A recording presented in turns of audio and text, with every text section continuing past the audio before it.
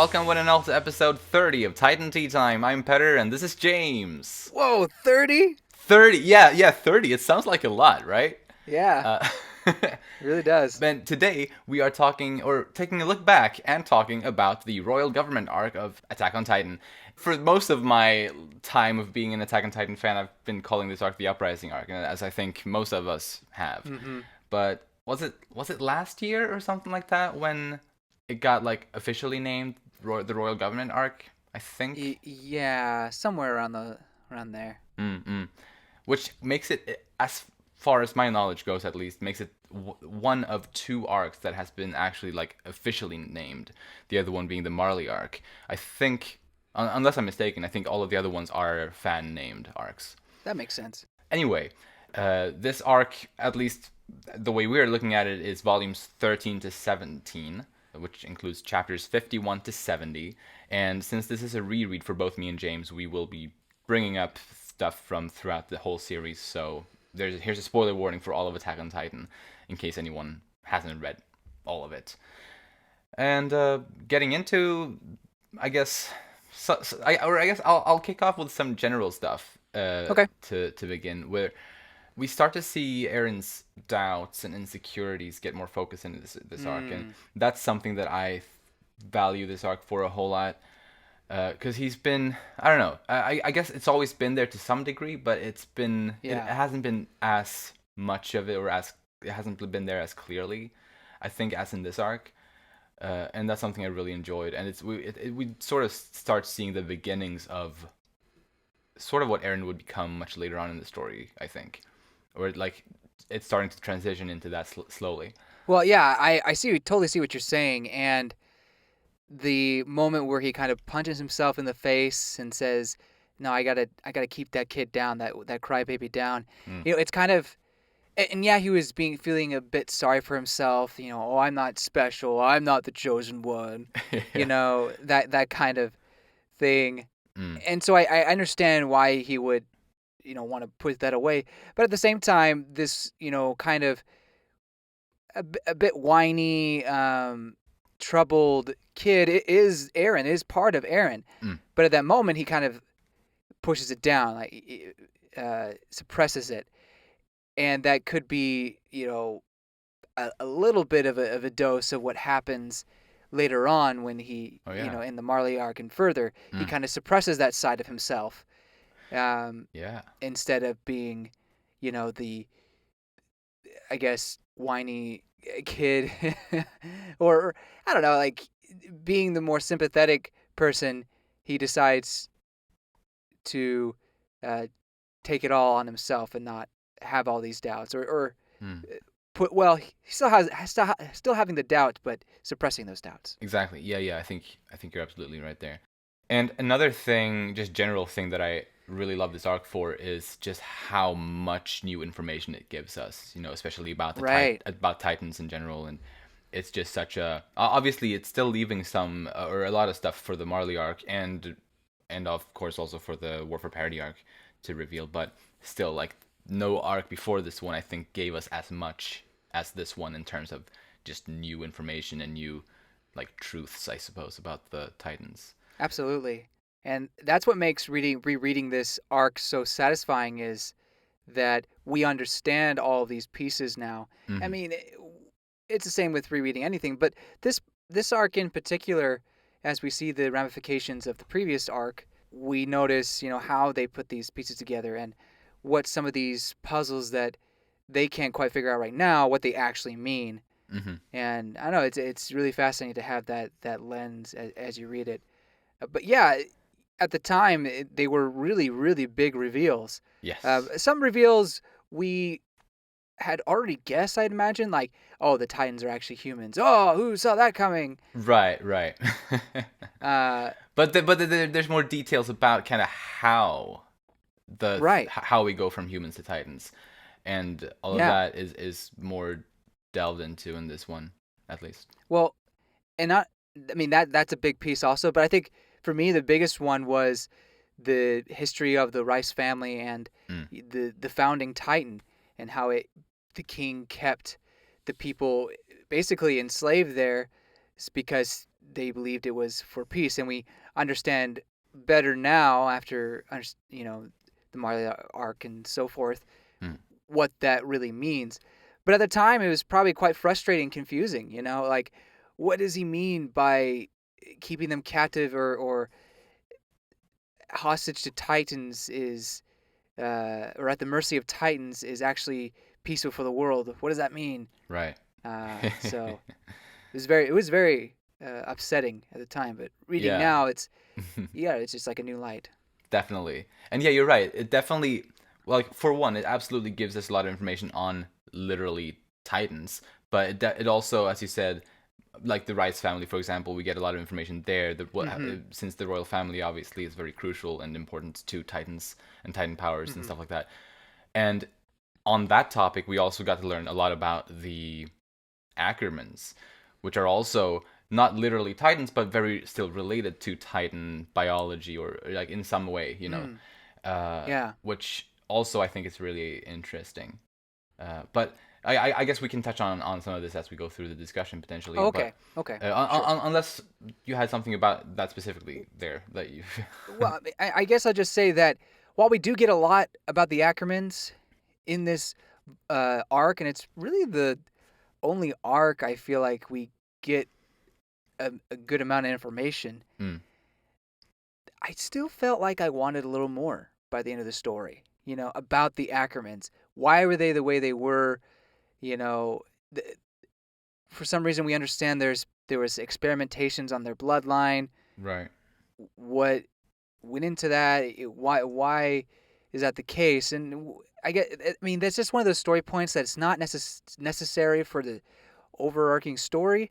However, I would have liked to learn more about them Mm, and why they came to be.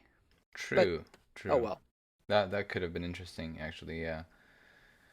But moving on a little bit, I'm not going to move into our plot points quite yet, but Oh, okay. because I want to talk for a little bit about the anime adaptation of this arc, which Ah. in my opinion is probably, at least in terms of adapting the manga, the worst anime arc Oh, really? in my opinion. I mean, Really? I think it's well made in a lot of ways. Like, Uh huh. in a lot of ways, I have a lot of respect for it. But just in terms of adapting the manga, I think it does the worst job out of all of the arcs in the Attack on Titan anime.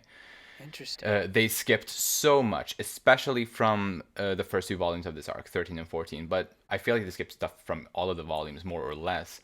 Um, and Demo Reeves as well as the two newspaper guys were largely diminished in the anime, if I remember correctly. Especially Demo Reeves, which is a big shame because both Demo and the newspaper guys were completely really crucial to this arc in general. I think, especially like the coup d'état and well, in general, getting the people on the Servicor's side, Hmm. and like also a lot of stuff were depicted in a different order, which isn't necessarily a bad thing in and of itself, but Right. personally, I prefer the way it was done in the manga. Some of the big things were like Historia didn't get to know about that she would become a queen until way later in the anime. I think in the anime she got that news or that piece of information when they arrived in Orvid district, pretty much right before they were supposed to fight Rod Rice's Titan, Ah. which is like, and in the manga it happens way before that. Right. And another thing is that in the anime, Mikasa is the one to tell Historia to punch Levi, whereas, and that also happens much later. Whereas obviously in the manga here, it was Demo Reeves who told Historia to do Hmm. that just moments before he was murdered. Um, and those are some choices that I personally don't like that they did in the anime. But yeah, I just wanted to touch on that a bit. What do you have any thoughts on that? The problem is I haven't seen season 3 since it came out. Oh, I So it's see. not fresh in my mind. Mm. Actually, the manga adaptation, the manga version Uh-huh. is more fresh in my mind because I read all of the manga a couple of years ago. I don't know if you remember that when I Yeah. bought the volumes. Yeah, that was recently. So Yeah. Mm. yeah, it was. I mean, it was fairly recently. So yeah, I have to go when we rewatch the anime. I'll keep a note on that. Mm. And honestly, funny thing is, I was reading this. Is like, yeah, I remember this stuff. Like, yeah, I thought it was probably a pretty good adaptation, but I totally forgot about the fact that they lessened what's his name, the merchant guy. Yeah, Demo Uh, Reeves. yeah, Reeves. Yeah, I was kind of disappointed because I remember liking his son too. I liked his son's part and the kind of growth he had. Yeah, yeah. Yeah, I think Fleagel's role was probably about the same, but Demo especially But was Demo was demoted. yeah, yeah, right. At least from what I can remember. Didn't he talk to Levi on the wall? Was that not in the manga or in the anime? Wait, who talked to Levi on the wall? Reeves didn't Reeves? He was on the wall and they're talking. They're making their trade, their deal Oh yeah. about that was done there, right? Actually, I can't remember exactly. It's also been a little while since I watched this part in the anime. Hmm. But in general, I know there were at least other parts that were not in the anime. I can't say for sure about that one though. That's interesting that they would make Mikasa the one to tell his story to punch Levi. Mm, mm. Um, I think it works either way, It especially works. since Mikasa kind of has like a smug grin on her face when Historia does that. Yeah, yeah. I think it works, especially since I feel like Mikasa sort of has like a little bit of a grudge for like on Levi in Uh-huh. some sense. So I'm not totally against that, but I thought it worked better when Dima Reeves was the one who had told her to do it, since it was recalled to that when she actually did it later on, and they sort of Hmm. recalled to him having told her that, which I thought was just a nice little way to remember him. Yeah. But anyway, we're not here to talk about the anime today. But I just had to mention it because it's a little bit of a gripe of mine, I suppose. Fair, and I'm sure you'll agree with what I'm about to say, but Mm, I, despite maybe the inconsistencies or the things that were missing within season 3 or part 1, mhm. I really enjoyed it. And Yeah. something funny happened where after season 2 I started reading the manga, but I couldn't find, legally online how to read Ah, the Uprising arc. So right, that right. was when I had to wait to see animated. And so when I saw it, yeah, I was totally into it and all the things that revealed mysteries. But at the same time, I had knowledge of what was happening currently in the manga. So Right. yeah, so my thoughts were a little interesting there, but uh, I thought it was good enough. But Yeah. clearly, the manga does pace it a little better. Yeah, like I think the manga, sure, it's slower paced. So I guess for some people who I guess might not be as interested in all the politics that this arc delves into, and who just I guess wants to get into the action and stuff like that. I guess Hmm. for those people, I'm sure the anime is more appealing. Right. Like I think the first episode of the anime of this arc, I think the first episode sort of ends with Kenny, Kenny's and Levi's fight starting, like their initial Kenny! meeting. Yeah, yeah, yeah. And in this, like, it takes almost 2 whole volumes for them to get there in the manga. But it's just Right. in one episode of the anime. So it really, especially as I said, like the first 2 volumes of this arc are very just briefly kind of adapted, I suppose, in the anime. But anyway, I have talked enough about that, I think. um, One of my favorite scenes in this arc is Hanji's first scene with Sanis outside the room where Pastor, Absolutely. like outside the room where Pastor Nick was dead. Hmm.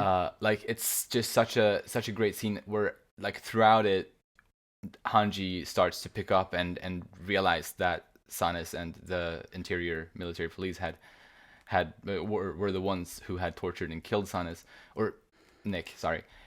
Yeah, and I don't know. It's just such a tense and sort of funny in some aspects, but just a tense and interesting scene, I think. It's kind of like an unbelievable that, of course, these guys were the ones to do it, Mm, and yet here they are saying that, oh, some robber came in, and just the gall of it all, and mm-hmm. Hanji's reaction to it, it's quite good. Oh yeah. And obviously, I have the anime in my mind, and and the voice actress's performance on that is just incredible. Yeah. Yeah, it's just really well done and well written, and you know, I think that this kind of plot thread throughout the first couple volumes, with Sanez and Nick's murder, it was just really well done. Oh yes. The Hanji taking her and Levi taking their turn and interrogating him and tricking him into divulging all the secrets and everything. Right. So yeah, it's a smart move, and it left an impact on me. Like wow. Absolutely. Yeah, definitely one of the coolest, like, I guess, mind games of Attack on Titan. Mm-hmm. Of course, Historia's childhood was awful. We knew that, but getting, I guess, the refresher here, seeing it just always hits me really hard.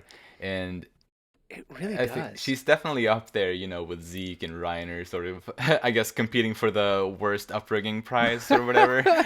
Yeah.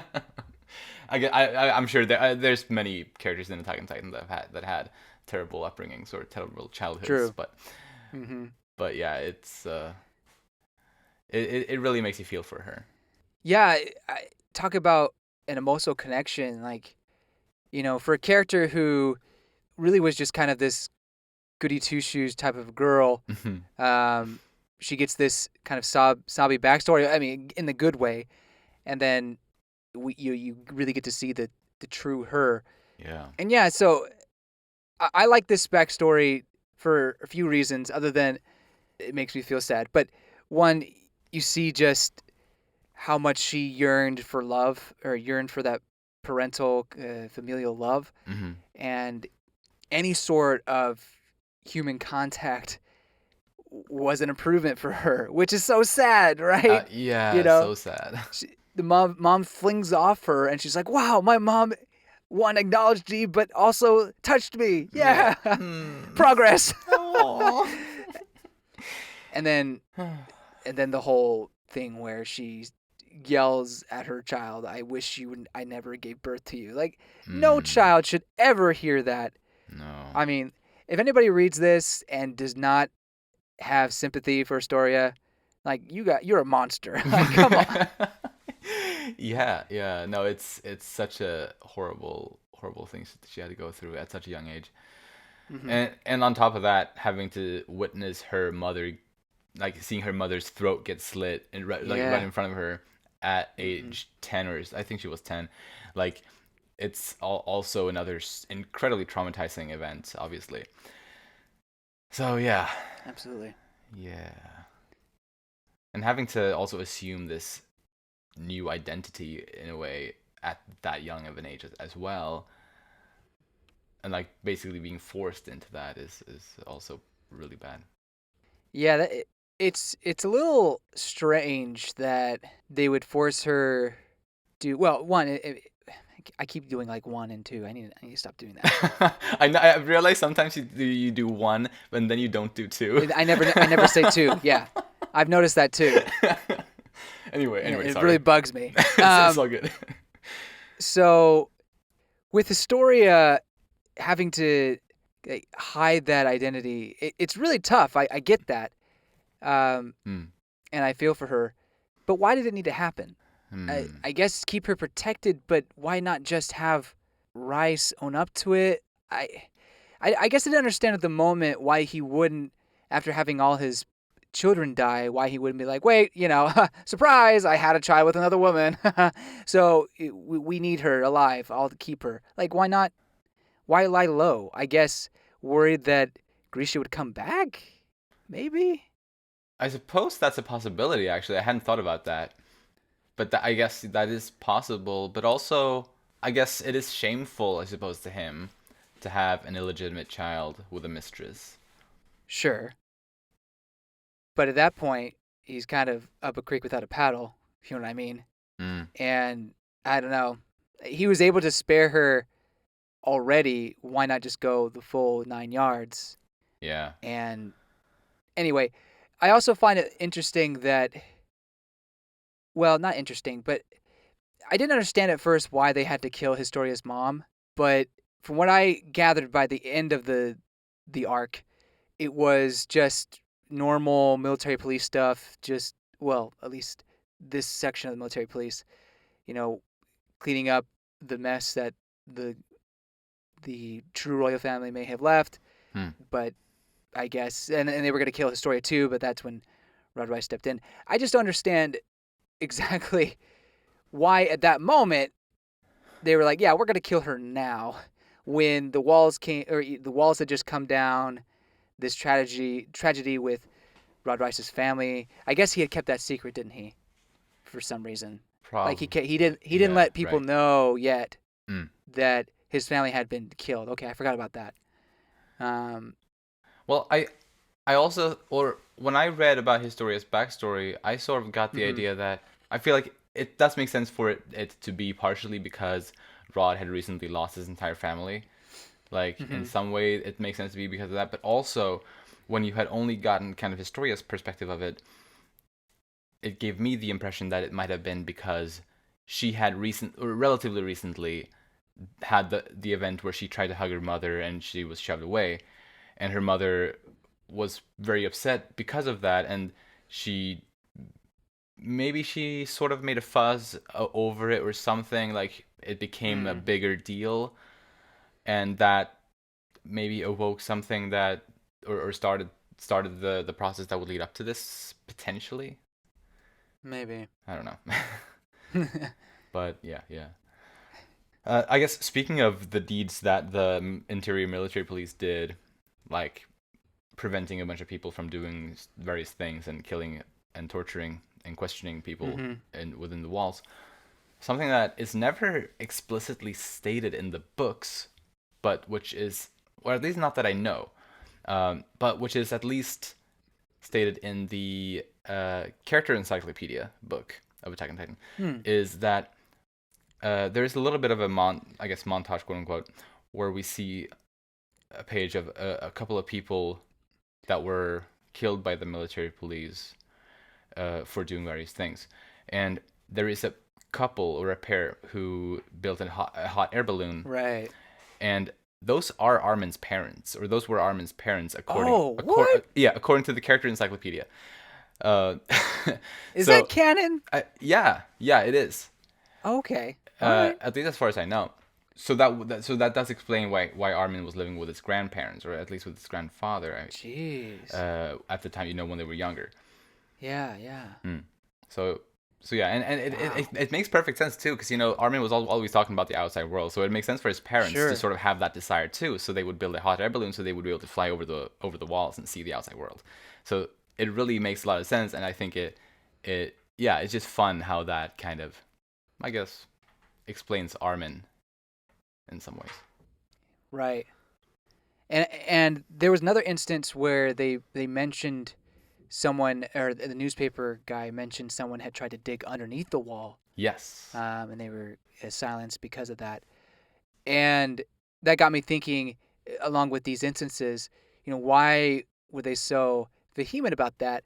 And I guess all it was is just the Rice family demanding that humanity stay within the walls, not because they were keeping them away from Titans, but they were keeping them trapped inside the walls, keeping them trapped with Titans outside. So Hmm. eh, obviously, reading it without knowing the future, that would be quite confusing. But again, understanding that the Rice's, or the first king's, uh, I guess, will was to have world peace and keep his people stuck inside the walls. It makes much more sense why they were forbidding all these people from Hmm. going outside the walls in that way. Exactly. Yeah. Yeah. Which makes me wonder why the Survey Corps even existed in the first place. But I guess someone had a moment of weakness. Yeah. Yeah, and I guess the people must have been just so persistent, or the people who wanted the Survey Corps must have been so persistent. Then erase their Uh, memories. True. This seems to be the Uh, solve all problem here. yeah. I will say though that the spin-off manga called Before the Fall, which is a 17-volume spin-off manga, way too long for a spin-off manga for this series in my opinion, but 17 volumes. I do have it all on my bookshelf for whatever Good night. reason. Uh, it does kind of delve into the origins of the Survey Corps to some extent, and sort of why it exists and how it was, well, how it managed to start existing. Obviously, we should take it with a grain of salt. It's not written or illustrated by Isayama. He did, I guess, approve it, but I don't consider it necessarily canon. But it's still, I guess, an interesting read. Not a fantastic An read, explanation, but at least. right, yeah, yeah. Interesting. Okay. So, in case anyone just needs more Attack on Titan content, I can say Uh-huh. it's not great, but it's decent. It's a decent read. Anyway, Armin in this arc, he points out about the conflict in this arc, how they're fighting other people just because they have different opinions or because they are part of a different group. And I think that's a big part of what makes this arc so sad, in my opinion. Like, it's just, obviously they're no longer in this arc. They're not fighting Titans. They're fighting other humans, which is just kind of tragic. And the situation on the horse wagon where Armin saved John by shooting the woman who was about to shoot John. Yeah. I think that moment really encapsulates that despair that this arc is largely about, kind of. Right, and then his reaction afterwards, just kind of hurling and really having a mental effect on him, mental toll on him. Definitely. And yeah, that scene is interesting because you have Jean who, honestly, before this arc, you wouldn't really think he would have an issue of taking down anybody who'd be his enemy per se. Not to say that he's a cold-hearted person, but just he didn't seem like the person that let that bother him. Right. And Armin would seem like someone that very much would be like, human life is so precious. Right. And of course he thinks that, but in that moment, the one who pulled the trigger and just made a choice was Armin. And I think that does actually go along with his character very well because he will make decisions in the moment, whereas Jean sometimes has issues where he falters, he wavers, he just can't. It takes him a little bit to make a decision, not all the time. Yeah, I think, but he definitely he's able to do it in some way in a lot of other instances, but definitely at least here he absolutely struggles with it. Right. I mean, and I'm sure that's very endearing to a lot of people. It's like, oh, he can't take a life or not very easily. And I mean, I don't think any of us or many of us could. I can't say any. There's a lot of crazy people out there, but I don't think many of us could easily take a life. And I don't think it was necessarily easy for Armin either. No. Oh, of course not. Armin acted in the moment. And yeah. Speaking of that scene, the woman who gets shot, but she hesitates before, or as she's aiming at Jean. And I actually, at the time, I always wondered if Jean knew the woman. Oh. Like there was some sort of relation there, not like romantic, obviously, but I was hoping that there would be some backstory for Jean, potentially. That never happened. No. It would. Personally, I will say I'm actually kind of glad that there wasn't anything like that. That the only reason he didn't shoot was just because it was a human, just in general. I think strengthens his character, in my opinion. Yeah, well, I agree with that, but I was thinking that he wouldn't have recognized the person until they landed in the wagon. Okay, so he would have hesitated anyway. Okay. But then he sees her. He's like, "Wait a minute," and that's why I thought she hesitated, is because she knew him. Gotcha. Because honestly, it seemed kind of weird that she would have, but at the same time, humans fighting against humans. It's, obviously we're fighting against. I mean, I'd say we're fighting against our nature, our true nature. We don't want to kill each other, right? Usually. Right. Yeah. Absolutely. Definitely. Maybe there's some cynical people who be like, actually, we are quite terrible beings. Anyway, that was just some funny thing I remembered when I first saw this. That I was like, oh, I wonder if there's something there, but clearly there wasn't.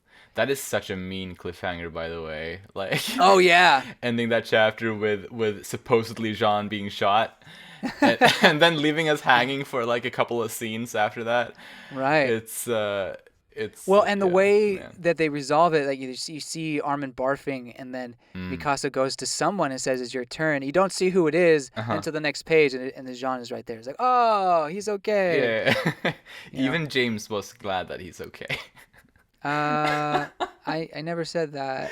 No, no, you implied it. I read it as if though you were. uh, I I was reacting as a first time reader who was a Jean fan. oh, well, I will just pretend that you're a Jean fan for now because it makes me happy. Um, No, I mean, no, I it's not like I ever wanted him to die. I never no. really wanted him to die. I just wanted him to stay away from Picasso. That's all. That's all. Is that too much to ask? That's No, it was yeah. more. It was more than that. But anyway, uh, But I guess speaking of Jean in this arc, because he had some like other than his I guess we learning about his difficulties with taking human life, which is a completely fair thing, you know. I think as we said, a absolutely. lot of people probably do struggle with that. But another thing that I thought was really awesome with him in this arc was when he tested Marlowe and Hitch to see how trustworthy they were, and like taking that initiative to test the two of them, and essentially really putting his life on the line. I thought that was just an incredible scene, part by him.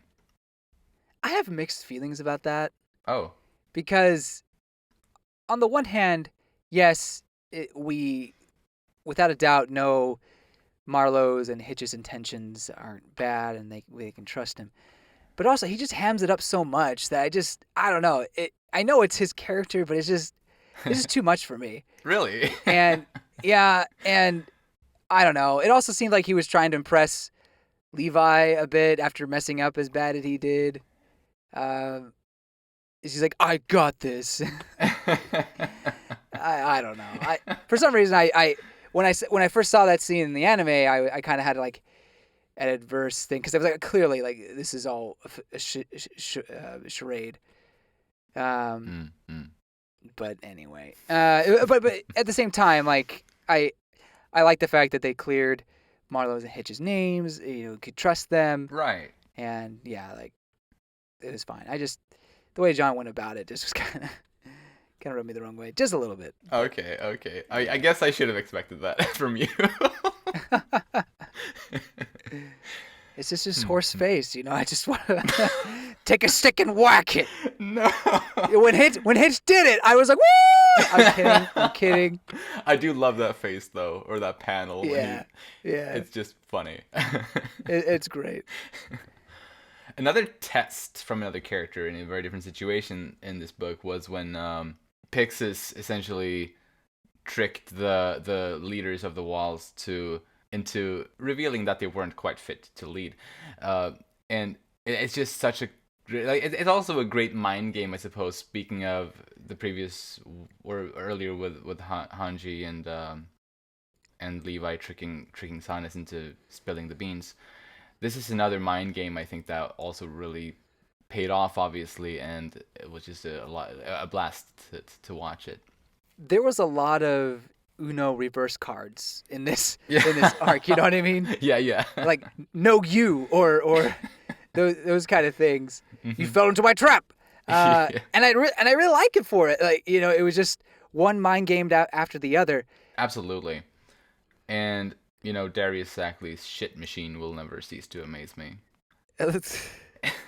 I had suppressed that out of my mind for a long I will time. never forget. Never forget.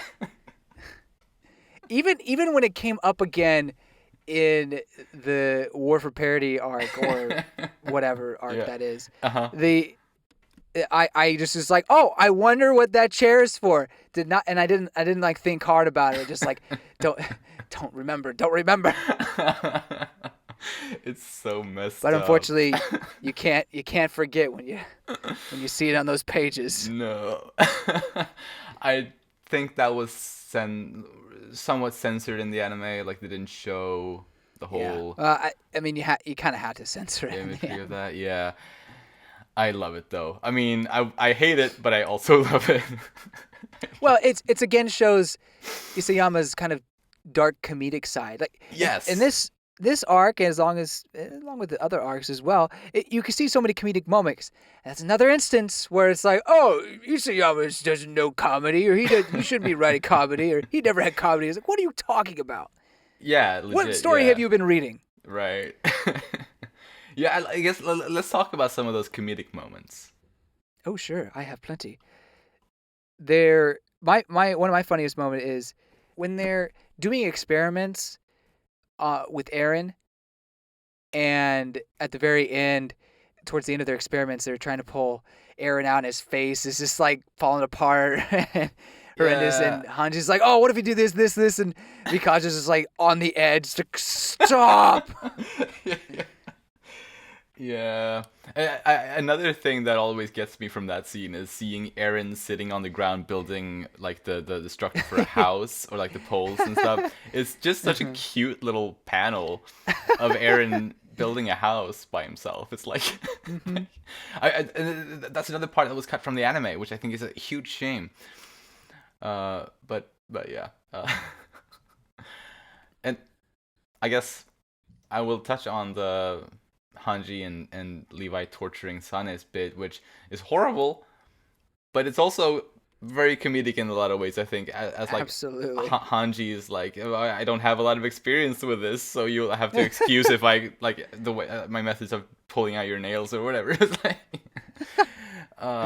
It's like, it's another one of my favorite parts of this arc. Yeah, same. Definitely, and it's painful to watch to some extent. You know, when she's like breaking his finger down and pulling out his teeth and every. Oh yeah. But anyway, it's also Ooh. comedic at the same time, which is just. And I agree with you, James. How Isayama he does do comedy. It's just I guess I guess I don't know. I don't want to say mainstream audience, but a lot of people probably don't appreciate that type of comedy, perhaps, and maybe that's why they don't see it or pay attention to it. Recognize it, maybe. Right? Maybe Perhaps. I'm not entirely they sure. take it literal. Unless it's a potato girl making stupid face, they don't see it as comedy. Maybe I don't know. not to be like adjust glasses. Oh, you don't really know comedy, do you? No, Your absolutely. intellect is far too low. No, that's not it. It's definitely a different brand of comedy, but it's there. Right. And I right. guess you make a good point. Maybe if you're looking at it as more tragic and I guess even horror, then you wouldn't see it as comedy per se. This is why I would love for Isayama to do that black comedy manga that he mentioned at some point in one of the interviews. Like it would be so great if he made like I don't know if it would be like a high school thing, like a high school manga or whatever, like whatever the setting would be. But like some sort of black comedy focused manga. Like I would absolutely love for him to write that next. I think it'd be fun. It would be interesting to see, obviously, what he comes up with, but how people receive it. You know? Oh yeah, definitely. I really doubt it would ever be like Attack on Titan, but I think that if people had the expectation that it's a black comedy going into it, I think people would be more open to the different kinds of things he comes up with. True. Yeah, you're right. I mean, I think I would absolutely enjoy it, just based on the fact that I absolutely enjoy his comedic sides in Attack on Titan. But I guess continuing a little bit on some of those things, we've talked a lot about how Levi, he enjoys making those shit jokes or poop jokes, and I thought it was funny that there was one instance here where Kenny was making somewhat of a poop joke, and I feel like that kind of explains why Levi has that sense of humor. He probably got it from Kenny. you know? Yeah, I know. Yeah, I wouldn't be surprised, or I'm not surprised. I mean, some more comedic stuff that I really like is more towards the end of the arc where Eren and Historia are kind of having a moment, just like, yeah, you did really great. Oh, you did too. Mikasa just stares them down like, are you having fun? Kind of. Yeah. Oh gosh, she's so jealous, like a girl. And then there was another one where different ship, Marlowe and Hitch. Sasha and Kanye kind of teased him. So you didn't go with Hitch, or what happened there? Yeah. And he's like, oh well, I told her, and she tried to talk me out of it. I was like, I think less of you now. I was really looking up to you, or thinking the thoughts about you were changing, but now you disappointed me. Yeah. And everyone's just like, are you an idiot? Even Armin's just like, bruh. You can't be that. Like, also for me, seeing that made me just so sad. Yeah, it's also very sad. Because just knowing that Marlowe is going to die in the charge against the Beast Titan in the next arc right. is like such a tragic thing. Because obviously that part of this arc strongly implies that Hitch and Marlowe like each other. Mm-hmm. And it's at least Hitch, for sure. Right. No, I feel like yeah, like, especially her, but I feel like it's the other way around too. At least with the thing that he had started to, I guess, think better of her.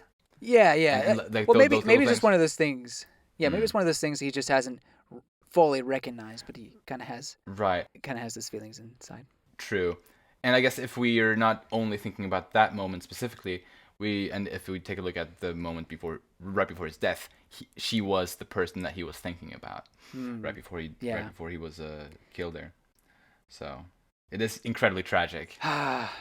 Yeah, I really liked Marlowe.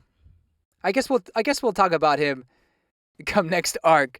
But at least his death. But right. I really like Marlowe in this, and some people could probably think he's a little maybe pretentious. Is that the right word? Like, he wants maybe he's goody two shoes. Like, he wants to do the good thing. Uh-huh. And maybe that's a little annoying, but I appreciate that willingness. And then instead of just sticking as an MP, he's like, no, I'll join the Survey Corps and help you guys out and make a difference and everything. Yeah. And I just really appreciate his character in that. And then Hitch being kind of a polar opposite to him. I appreciate it as well. I don't know, like I like her kind of growth from being a almost bully towards Annie and a bit of Marlowe to being a somewhat of a friend. Absolutely. They're both great. Yeah, like definitely both minor, but still great characters. Yeah, they're both minor. I would have liked to see more of them, of course. Yeah. But there's only so much screen time to go around. Definitely. I guess the last little comedic thing, and this isn't even part of a chapter, this is one of those extra things that we get at the end of some of the volumes. Oh, yes. Or actually all of the volumes these days, or I guess, yeah. I just want to mention the bit where Sasha is slapping Mikasa. Yeah, I like that one. And Mikasa punches back. An unforeseen fist. Another fight breaks out for no real reason.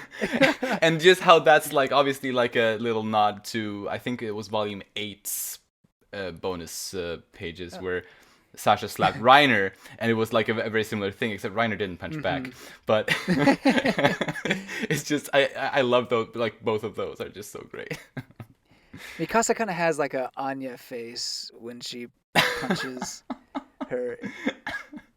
If you read Spy Family, you know what I'm talking about. Right. But, yes. Yeah, I like that. I also like. I mean, there's a few ones in here, but I won't mention them all. But the other one I like is the ramen one. Yeah. Where it's insane. It's like, put your phone down, eat the ramen, eat faster. I love how crazy Isayama goes with some of those. Yeah. It's just, I love it. It's so good. But yes, anyway. Want to get back into the story?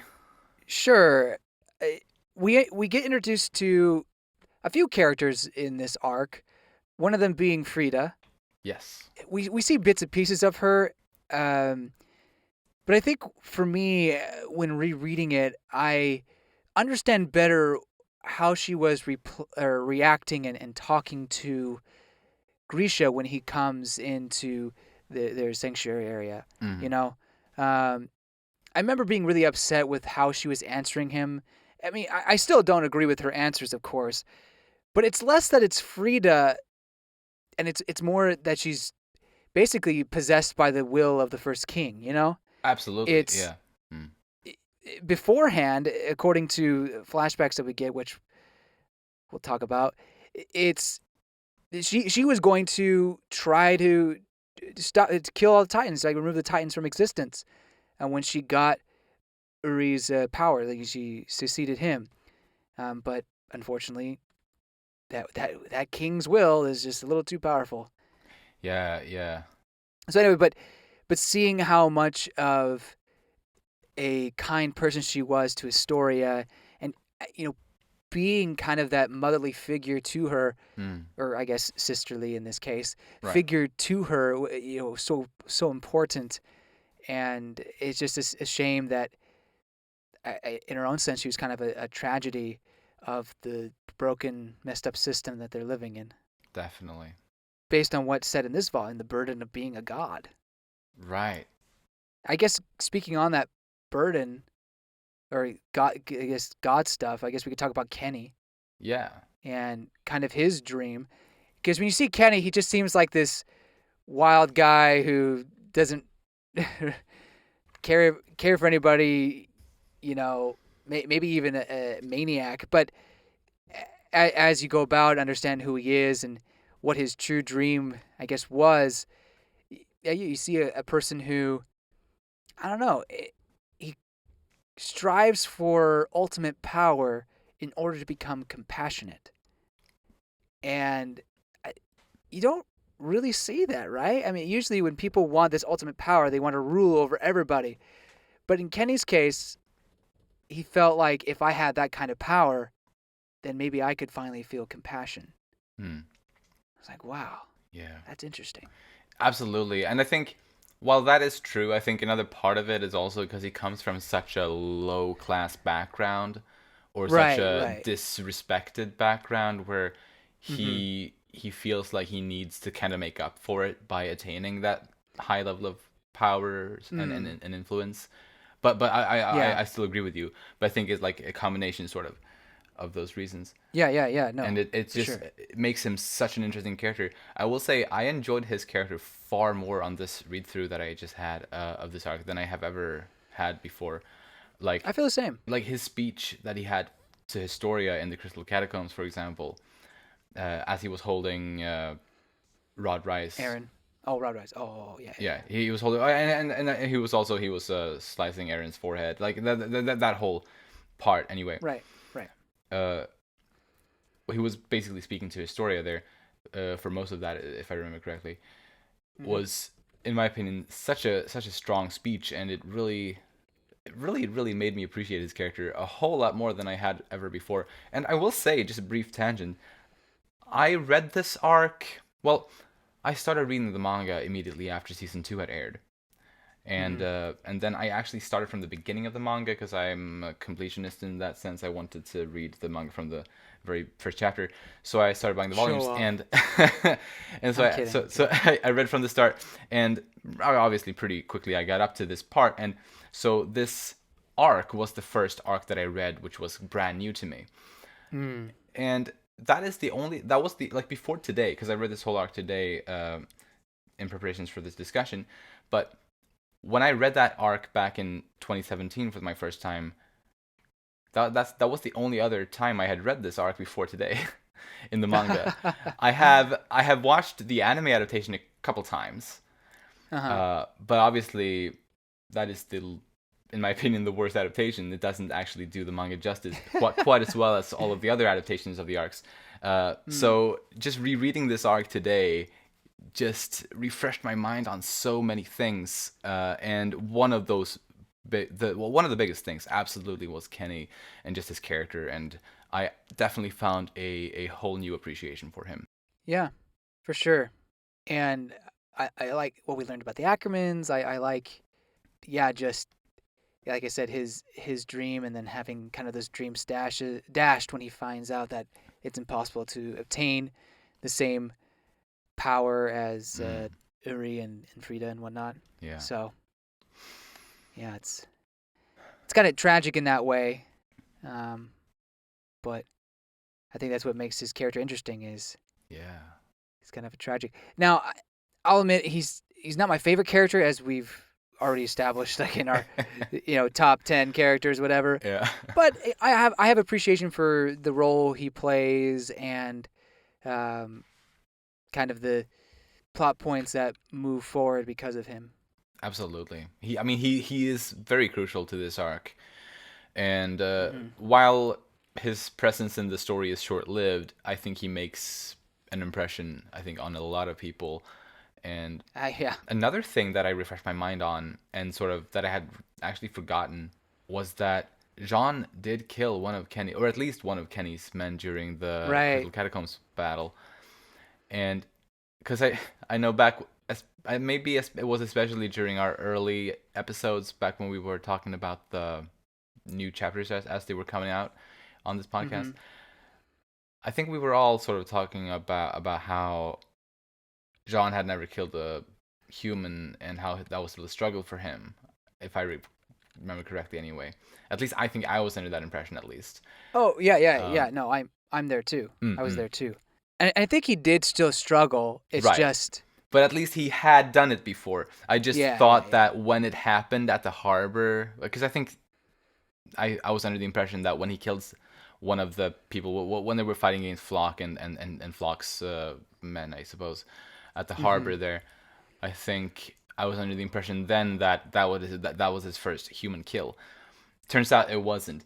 But still, it was nice to see, I guess, that he sort of made that journey during this same arc where that struggle was presented. But Hmm. then it also makes sense for it to continue to be a struggle for him, of course. But yeah, I guess I just wanted to point that out since it was something that I had completely forgotten about and something that I have, or that I guess that we have voiced. Uh, well, we've talked about as, or maybe slightly in the wrong way in some of our previous episodes. Yeah. So maybe we could talk about Rod Rice. Absolutely.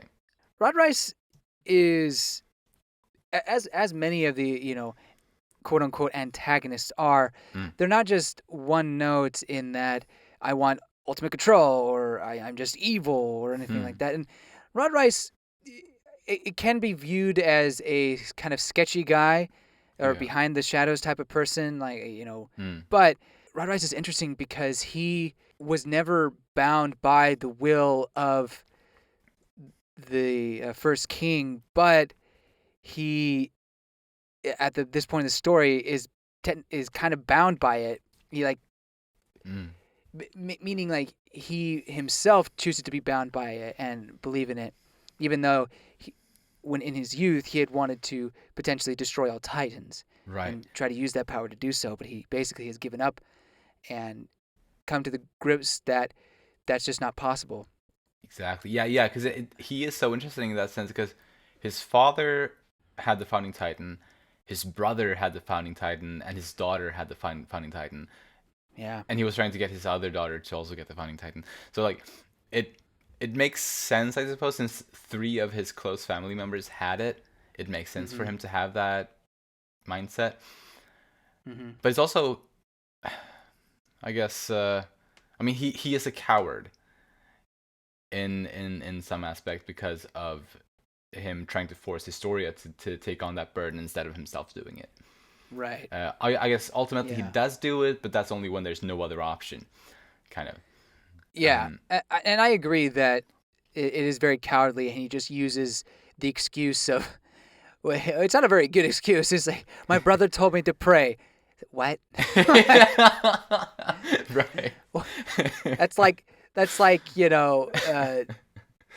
someone posting thoughts and prayers, Hmm. or something like that. I mean, obviously religion is one thing, but the actions speak 1,000 words, and the action to just have other people do it is, I don't know, it doesn't really gain much sympathy from me. Um, Yeah. and I understand the situation, and I understand, I guess, the burden that comes with being the true royal family, but at the same time, yeah, he could have easily done it himself and not put that burden on other people. Um, Yeah. I could see that there is some mental barrier that he has up that is stopping him from doing that. But at the end of the day, yeah, he's basically manipulating his story in order to get the founding titan back. Definitely. Hmm. Um, there's probably not much love involved there. No, I mean he doesn't know her. Like he hasn't Right. spent any time with her, Mm-hmm. really, like throughout her life. So how could he love her? Yeah. Yeah.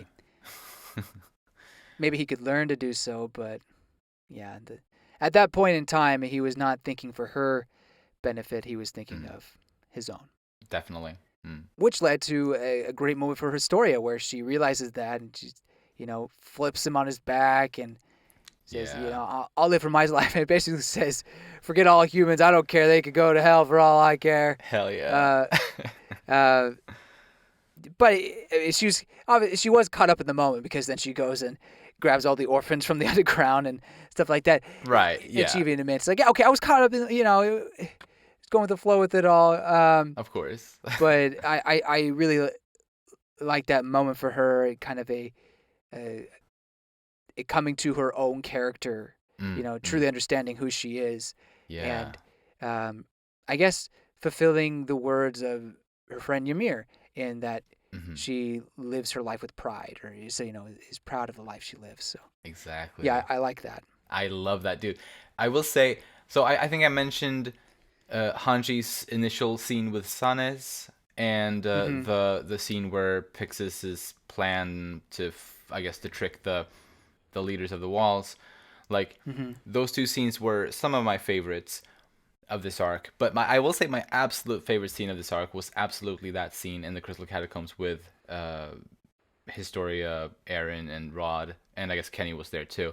Mm-hmm. Or he absolutely was. Uh, and that scene, I will say, is my absolute favorite scene of this entire arc. For several reasons. Not I mentioned Kenny's speech that he had for Historia is one of the things that makes that scene brilliant to me.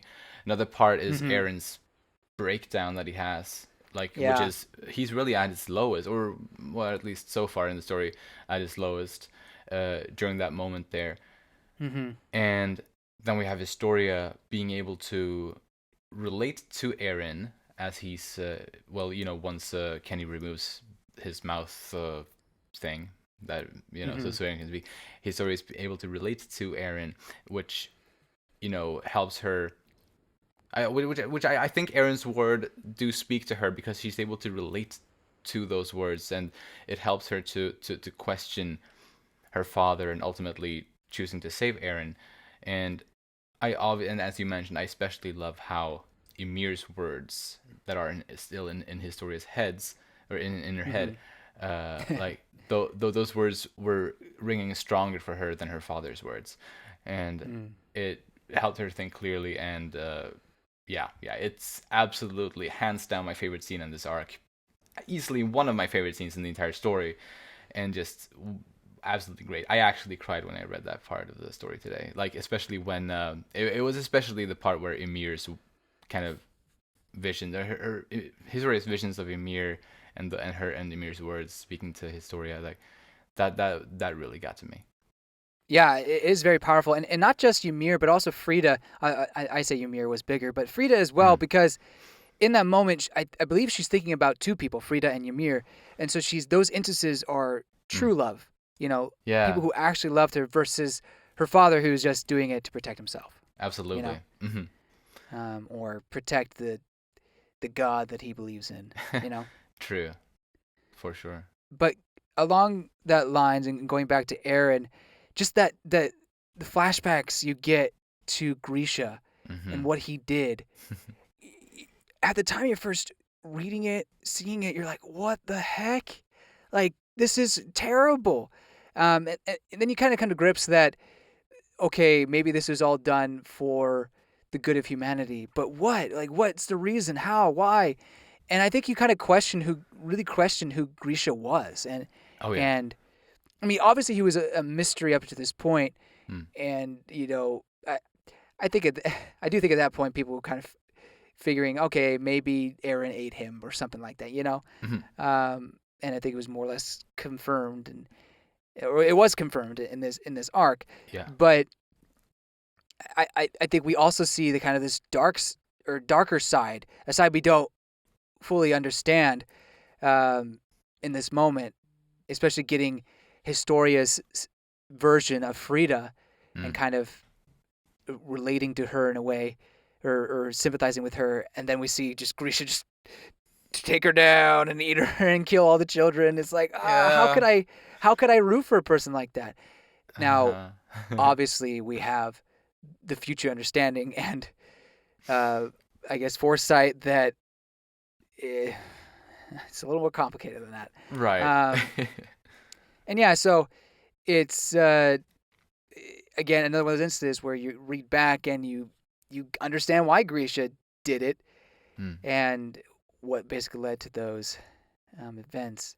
Still, is very powerful scene, and it's no wonder that Aaron was shook the way he was. Definitely. Yeah. Yeah, I just love how Grisha's story has been told just in like little bits and pieces here and there throughout the story. How Mm-hmm. this is really the first time we get a glimpse of Grisha's Yeah. past. Mm-hmm. Then obviously we get much more at the end of the next arc, Mm-hmm. and then even more than that we get in the War for Parody arc. And yeah, it's exciting. Obviously, in our top 10 character things, I think I put him at number 2. I absolutely love Grisha's story, even though all of it is told through flashbacks. I love Grisha. He's just such an interesting character to me. Right. And the flashback to the memory that Aaron has, where Grisha says, do it to avenge your mother." Mm.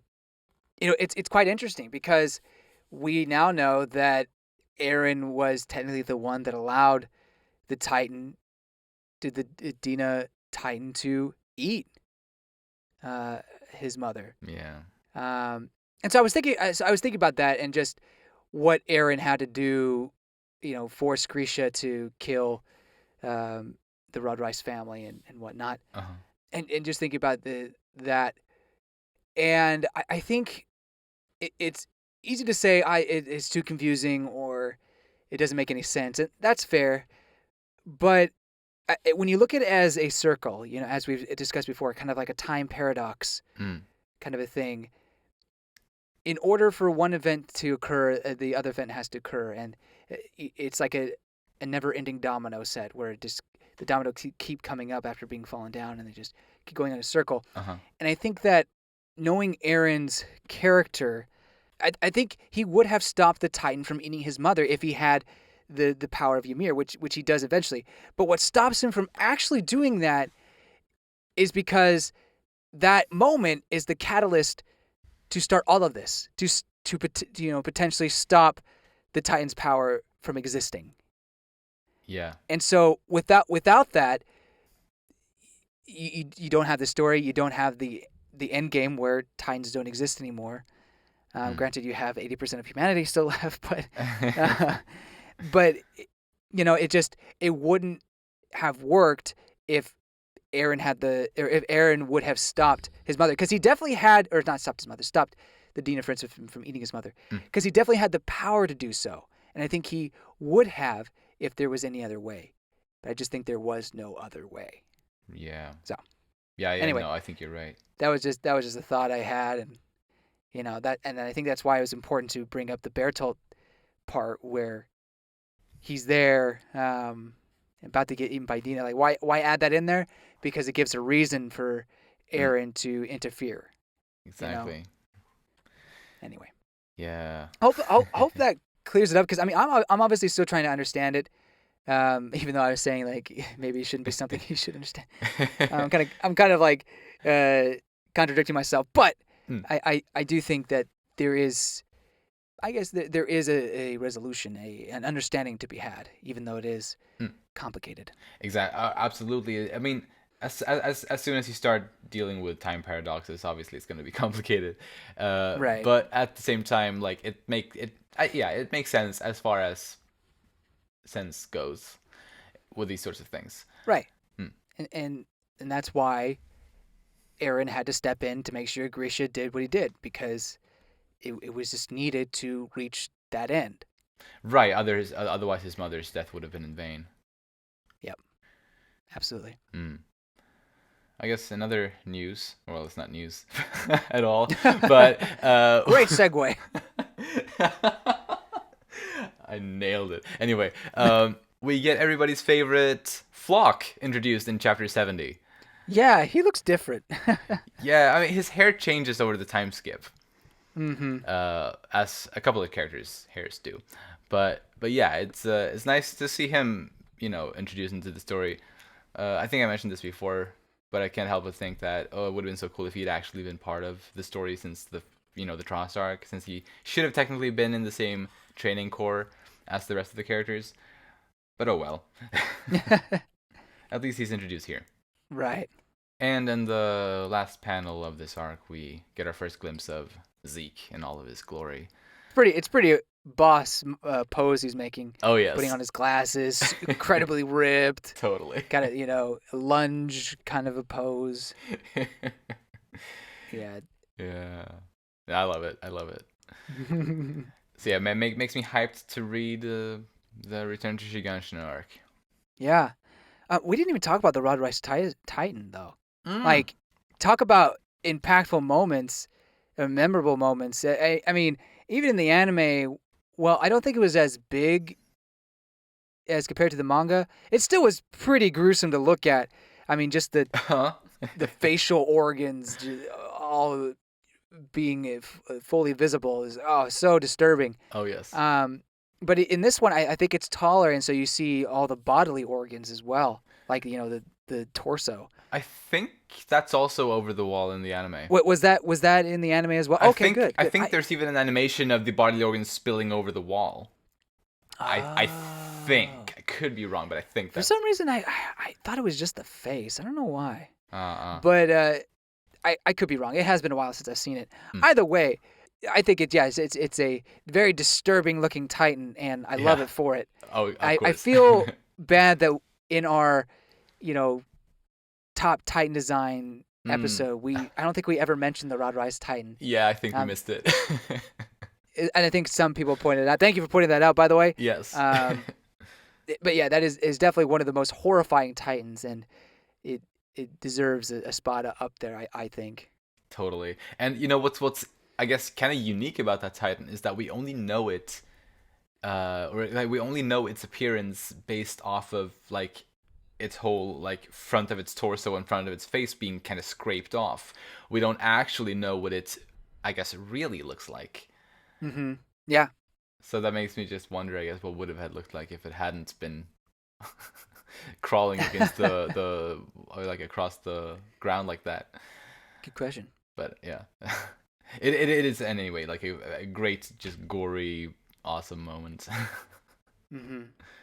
Well, just one line that I forgot to mention. See, there was something else about Kenny that he mentions all slaves to something. They're drunk on something. Exactly. And so I wondered, then what is freedom? And I think that Eren is a good example of being a slave to something, even though he desires that freedom, but he is basically a slave to the whole Titan power, or I guess you could say, just his situation. And then I guess in the end, he's finally free in some aspect. But again, yeah, it's such a interesting concept that people who would probably call themselves free, Kenny argues like, well, I think we're all kind of a slave to something. Exactly. I agree. It's a really interesting thing to think about, like just very thought provoking, and yeah, sure. There's definitely something that I am maybe obsessed with is maybe the wrong word in some cases, but at the very least really invested in, and that I give a whole lot of time and effort to kind of. Are you saying I'm a slave to Mikasa? Because you're right. Yeah. Yes. I don't want freedom. You just want Mikasa. Well, good for you. Eren is dead. So. Anyway. And I can't compete with a bird. No. But I guess I'm debating with myself whether I should talk about this or not. I think I will. Okay. I have seen the first season of the Vineland Saga anime. Oh, not I thought where I was going. I know it seems kind of random right now, probably, but uh, I do not. I will admit, I do not remember too many details from it. I won't go into Hmm. detail about why I don't remember too many of the details right now. But regardless, Oh my. I no. Regardless, and actually, I guess I will mention that James and I will be talking about that anime or that manga, sorry, on our Yeah. Umami Manga podcast in the future, in the near future. Anyway, on that, there is a part that I do remember from that anime, and this is such a small thing, so I don't think it will spoil or ruin anything for anyone who will read that manga Hmm. or watch that anime. So that is why I mentioned it here. Is that there is a character in that story who has a basically that same kind of monologue or a quote very very similar to Kenny's talking about that everybody's a slave to something, Hmm. which I obviously I can't say for sure, but I feel like it's very possible that Isayama was inspired by that when he wrote Kenny's character and came up with at least this part of Kenny's character, because I'm quite sure it was, it was written before this arc, before Isayama wrote this arc in the Attack on Titan manga.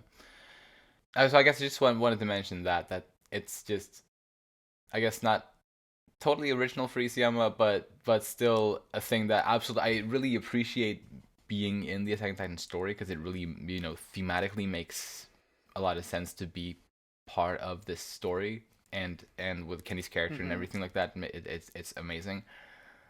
But it may or may not have been inspired by Vinland Saga, so I think that's pretty cool. But yeah, I guess that's all I have to say about that. It's cool. Yeah. Anything more on the story points of this arc? A couple questions. So Ackerman and Asians were the only ones that disobeyed.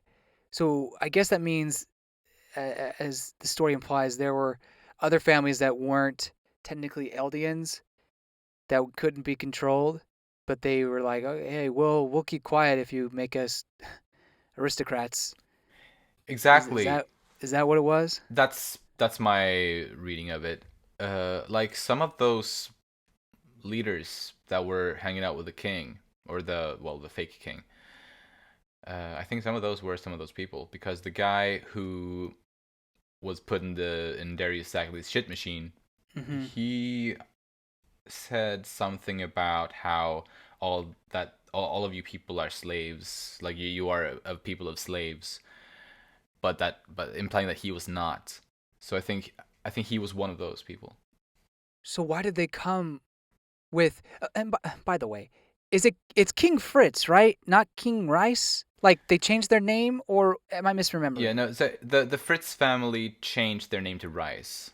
Okay, that's what I thought. Yes, Okay, and then they created another, like a fake Fritz to right. continue publicly.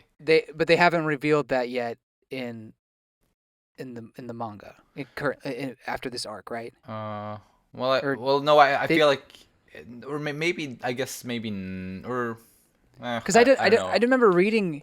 I didn't remember reading that they used to be called Fritz and they changed their names. I feel like it's I don't. implied through this arc. I feel Oh, really? because we know that, or isn't I it? could have sworn someone says it at one point. Don't we know through this arc that, or since I don't know if it was I mean, before this we arc know King or Fritz is fake.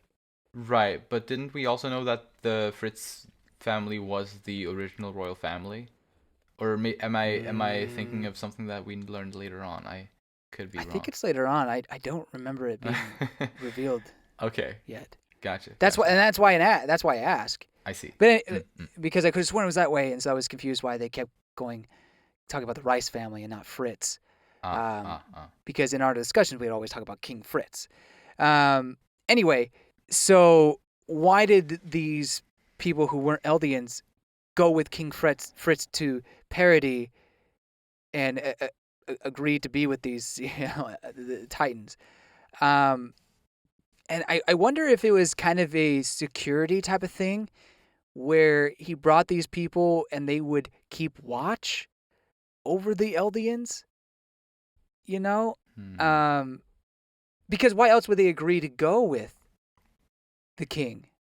Like, I maybe they were subjects for some reason. Like Eldia had these subjects that were loyal to them, even though they weren't Titans. Right. Maybe, I could definitely see or something like that, or at least yeah, something like that was my thinking, because obviously Eldia was probably the biggest nation on the it planet. was probably an empire. Right. And with all of that influence, I'm sure a lot of people would, want to maybe get a foot in, or try to, get on their good side or whatever, Hmm. perhaps. Yeah, and so it makes me wonder why the Asians, or I guess the Japanese equivalent people, Mm. decided to join in, but then refuse to denounce their past. Like, Mm. it just if you're gonna go with them, you might as well go all the way, right? Like, Yeah, what was the point? I guess obviously there's a lot of details we don't know about the Great Titan War, but Yeah, yeah, but and me and probably you and a lot of other Attack on Titan fans would love to get a spin-off manga sure, that would give us all of those details. But yeah. as far as I can think of it, is that they probably had like close relations to some extent with Eldia, and that or and potentially that Marley was a common enemy to both Eldia and the people that joined them in going there potentially. Hmm. So okay, so instead of going back to Hizuru, Mm. the Azumabito decided to stay with Eldia, At but I least a, guess they. a portion of them, that at least, because obviously they were a minority there. It wasn't like all of Hizuru. Well, right. Mm. That's why I said the Azumabito. Like, Right. Oh yeah. is the Azumabito is the clan, right? I think so. I think so. Yeah. I could be I could be wrong, but anyway, it's just an interesting fact that I don't feel like is quite developed well enough. And as we've said before, there's that whole part of Mikasa's backstory and what's her name? The leader of the Kiyomi. Kiyomi. You're Mm. right. Yeah, Kiyomi has some great moments. It's Yeah. not as strong with the Azumabito and the reason why the Asians were there and or Japanese people were there, etc. It just is Mm. not as developed as I would have liked. But anyway, Right. it's kind of some of the gripes with the Ackermans. Really, while we did get a lot of good things here, Mm. I still feel like there's answers to be had, questions to be answered, but just not fully delivered. But that's okay. It doesn't change the fact that Right. it's a masterpiece, but there is just a few things that it's like, that would have been nice to know more about. Yeah. No, I absolutely agree. And while yeah, like as you said, like it's a great story as a whole.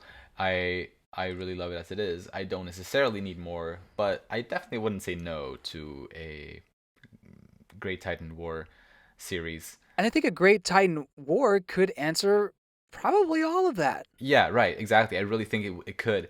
Uh, and obviously, especially, I would especially be for this if it was, if it was made by Isayama himself. Of course, yeah. Like obviously.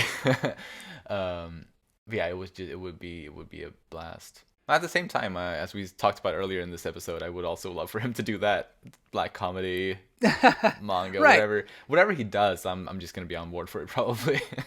Absolutely. um, Yeah. I guess since we mentioned King Fritz, I'm just going to briefly say, mm. well, have I ever mentioned how much I hate King Fritz and his plan? Have I ever mentioned that? Maybe. Maybe. If you've listened to the podcast, you know I've mentioned that multiple times. Multiple times. Just again, let me say I think it's a stupid plan. I understand where his heart was, but it's putting the blame on the children and not solving the issue, just like putting it under a rock and hoping it doesn't fester. Yep. Um, No, I agree. honestly, I think that's a part of the reason why it ended up getting as bad as it did, because he did that. But Totally. who knows? Maybe it was all necessary in order to get rid of the power of the Titans. But Oh yeah. is what it is. Anyway, Hmm. yeah. So I think that's basically everything I have on this arc. I mean, there's some little things, but no need to. Actually, there's one more thing. All right. I'm sorry. Go for it. How did Historia have those memory flashbacks right when she swipes at a piece of the flesh of the Rod Rice Titan? How she gets like some sort of memory moments that she definitely never seen.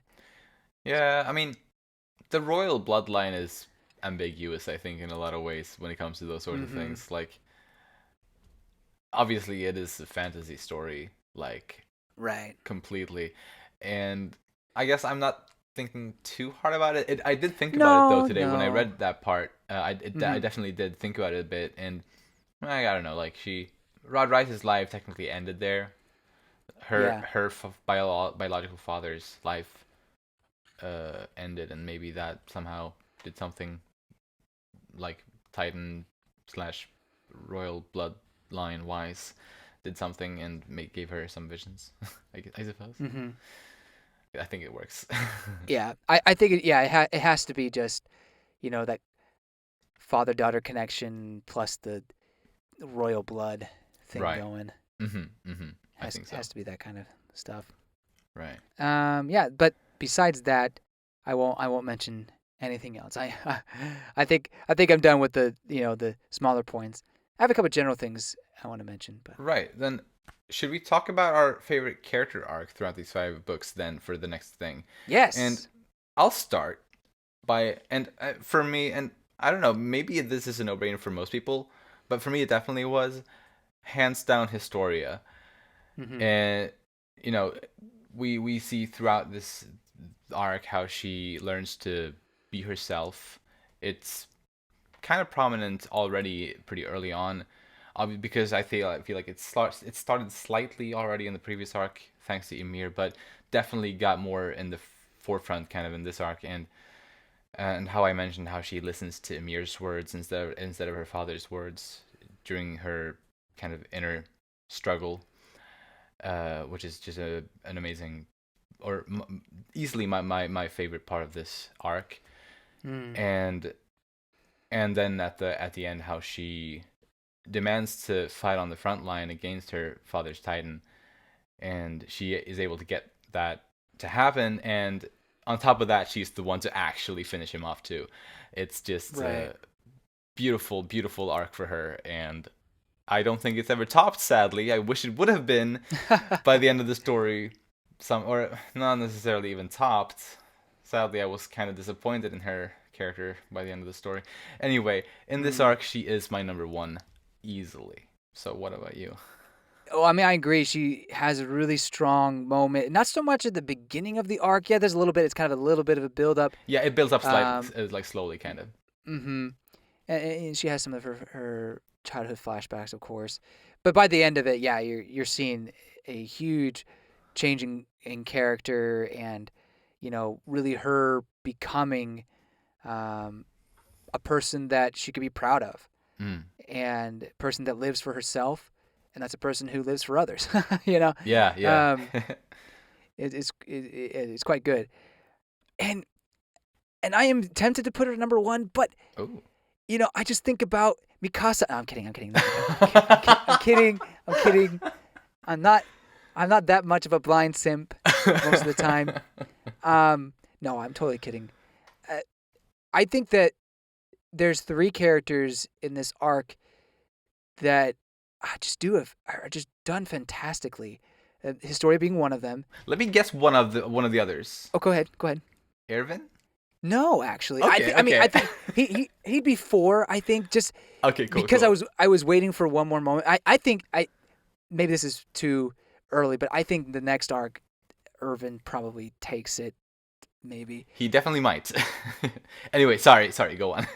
I think the third one is Hanji. I think that yeah. While she doesn't have like tremendous character growth per se, you see her as an integral part in figuring out some of the main puzzles or the mysteries, and being a crucial part in, I guess, getting them to where they need to in order to succeed. I was impressed how involved she was, Yeah. and the way she just stands up to Sanez, and or however you pronounce his name, Mm. and figures out that they want to eat Aaron. Honey, who doesn't? And then the newspaper thing, and Yes. how she gets the Reeves son, Friegel, whatever his name is, getting him on his feet, helping him grow. She was just a catalyst for so much. You're totally right. Yeah. But again, it's not like huge character growth for her per se. Right. No, but still, like, yeah, no, but Hanji Mhm. was amazing in this arc. Like, Right. definitely. More so than I remember. Mm. She didn't even make my top 10, which is maybe kind of a shame. But I Yeah. stick with my top 10. But I do really appreciate that. And again, then there's Levi, who he gets his whole backstory, and he also has a lot of kind of leadership moments, and just really epic action scenes that are just so cool. Oh Like yes. the saloon, and his interrogation of different military police. It's Yeah. just really good. Definitely. So yeah, I know it's kind of a cop out, but I think I have to go with those three just because. Oh, you can't pick one? Ah, If you're at gunpoint right now, pick one. gunpoint, pick one. I think it's hard, but I think my mind is telling me Hanji. I think I'm gonna go with Hanji. Awesome. That's a great pick. And I probably put Historia at 2. Cool.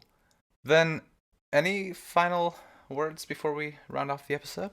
If you were to pitch this arc as, there's not a whole lot of action or Titan action. It's a lot of politics and humans being humans. I'd be like, that doesn't sound very good. But then you read it or watch it, and you're kind of captivated by it all. Oh yeah. All the no use, and then the Uno reverse card, like that kind of stuff. Mm-hmm. It's really entertaining, and I can see why some people would watch the first couple seasons and be interested, but then really get really hooked with this arc, or just I think at this point in time, or with this arc and then the next arc, I think it kind of reaches a peak, if you will. And then again, for some people, Marley is the peak. Yep. But still, it's a very, very high point in the series. Definitely. When the series kind of started off high to begin with, so to keep just growing like this is phenomenal, especially when you're going into areas that we really haven't explored, all these political aristocrat stuff. Right. Yeah, and I've definitely found a new appreciation for this arc after having reread it today. Yeah. I had a lot of respect for it already before, but like I just enjoy it so much more now. And something that I remember thinking about back when I had just recently read this arc for the first time was that it's kind of felt like each arc kind of introduced or kind of gave us a new type of action in a way. Like the Trost arc gave us ODM gear humans versus Titans.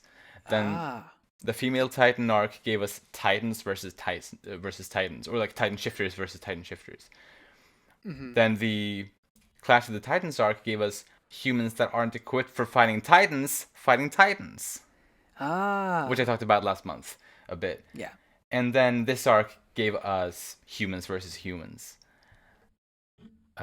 So all like and all of that variety in, I guess, action types is just brilliant in my opinion. I guess the arcs moving up, like moving on beyond this one, don't necessarily, I guess, continue to change that up as much.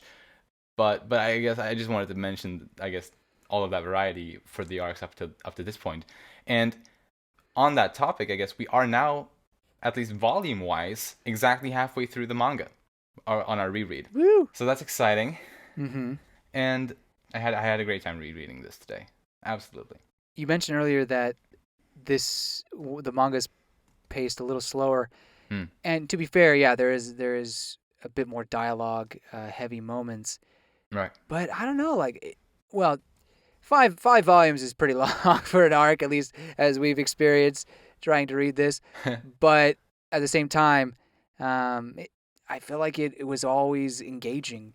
Absolutely. Even with our self-made deadlines. Yes. Yeah. I guess for you guys listening, we started our recording session a bit later today than we usually start because I mean My bad. we were both. I mean, I guess it was technically James's fault, but I was Oh, also it was reading. James's fault. I was also reading a bunch today, and I was reading the whole thing today and taking notes on it all. Like, definitely took pretty much all day for me as well. But anyway, on that note, I think we are done with this month's episode of Titan Teatime. If you enjoy our content, you can follow us on Twitter at Umami Manga, and it would be lovely if you'd like to support us by either rating our shows on the podcast platforms or subscribing to our channel Umami Manga on YouTube. If you like this episode, please share it with anyone you think might enjoy it too. Thank you so much for listening, and we'll see you next time when we'll talk about the Return to Shiganshina arc. Bye bye! See you later.